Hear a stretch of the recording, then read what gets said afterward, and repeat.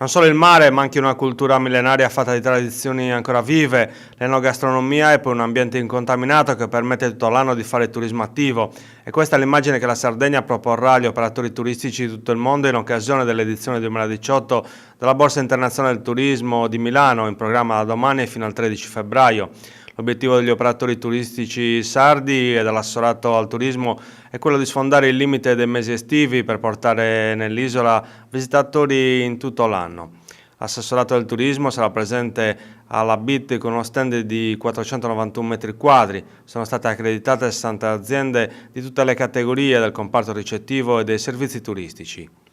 Il mare è il nostro attrattore principale ed è ciò per cui siamo più conosciuti, ha sottolineato l'assessore al turismo Barbara Argiolas, ma la Sardegna è sempre più una meta ideale per i viaggiatori in tutto l'arco dell'anno. Infatti nel 2016, dai numeri in nostro possesso, per il 2017, il mercato italiano rappresenta il 50% delle nostre presenze, ma in questi ultimi anni stiamo assistendo ad una crescita più decisa da parte del turismo straniero. Questo grazie anche allo sforzo di promozione e comunicazione che l'assessorato sta realizzando nei principali mercati europei. L'assessore Argiolas ha sottolineato come il MIBACT abbia decretato il 2018 come l'anno del cibo. Per questo stiamo mettendo a punto diverse iniziative che pongono al centro le nostre eccellenze agroalimentari integrate con la valorizzazione e la promozione dei territori, ma non solo.